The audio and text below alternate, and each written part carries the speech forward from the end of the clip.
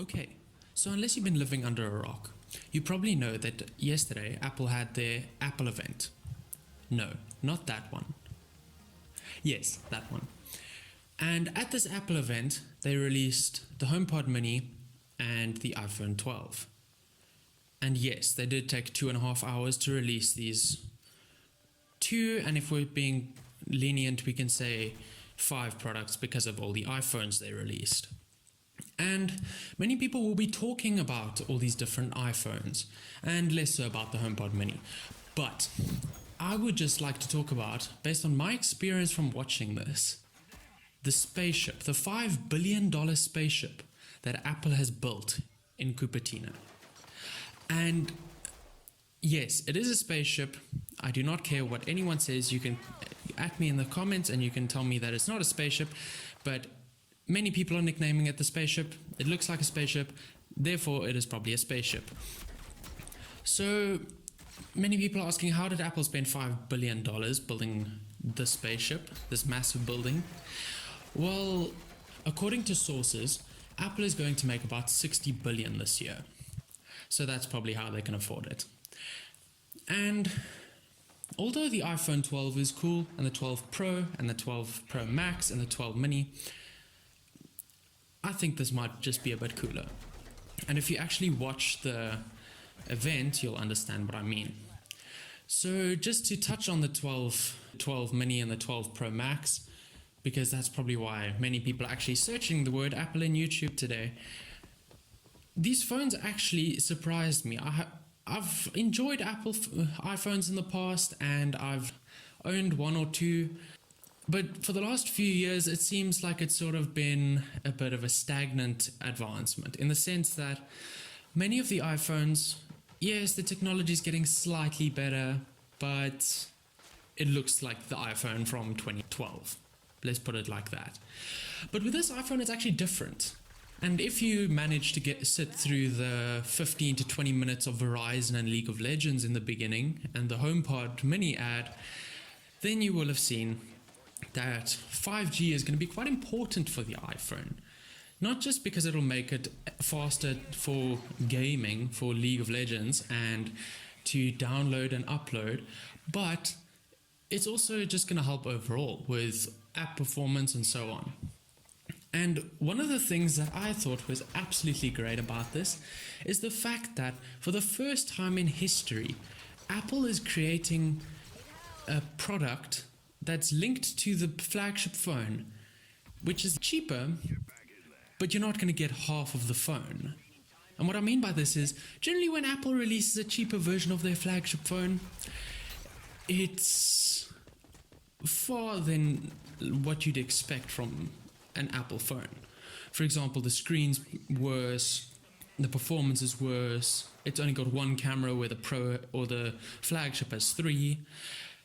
So I'm very happy that they're actually keeping a lot of the hardware from the flagship phone in the Mini, which is great, I think.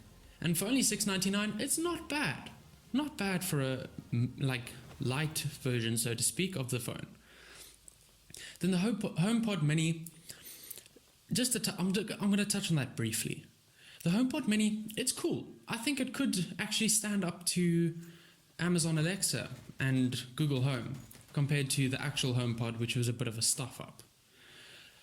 And yes, they have some weird things. For example, if you saw that they have an intercom system built into their HomePods, I don't know how many people are going to buy like 6 HomePod Minis and then connect all their Apple devices, because everyone has about 10 Apple devices and 8 HomePod Minis.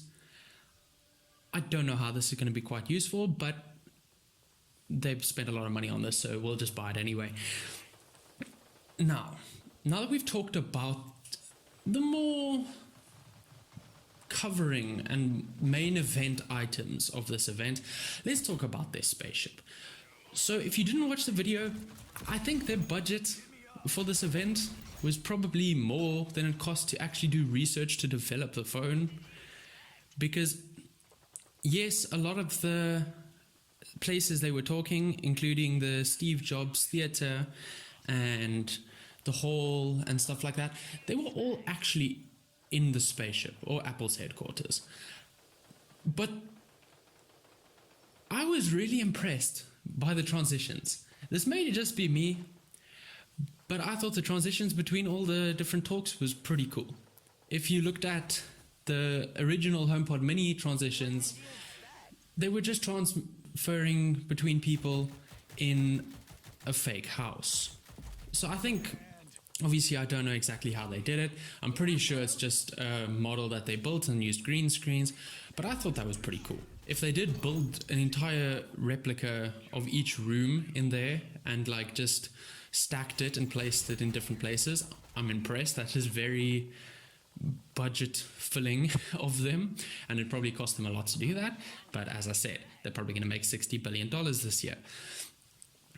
But I thought it was pretty cool. A lot of the transitions were cool, from the HomePod Mini back to Tim Cook in the Steve Jobs Theatre. I've never seen someone take a camera and go into a small, I'm guessing that's some sort of book or something, I don't know what it was, but that was clean. And yes, a lot of other YouTubers and tech reviewers and all of them are going to be talking about the fact that, oh, the iPhone 12, it's so cool. Oh, Verizon's releasing their 5G network in the US to cover the whole US. Well, I don't live in the US, so I don't really care what Verizon's doing. And it's cool to see that Apple did actually partner with some other people outside the US and try to get a 5G network going around the world. It still doesn't really affect me because it seems like they only targeted America, Europe, and China. But yeah, that's not really my problem. So if you look, or if you take a deeper look at the spaceship or Apple's headquarters, there's actually a lot of stuff there. I watched a video about it and it's actually quite impressive. They've sort of, I'm not going to say that they're following the Google approach, because I think at this point it is dubbed the Google approach, where you make your employees very happy and you have a very progressive office space with tons of fitness and lifestyle places to go to, like gyms and yoga centers and parks and cycling. So that's basically what Apple did. They basically turned into Google. But other than that, it's actually pretty cool. And the event, it was very well done.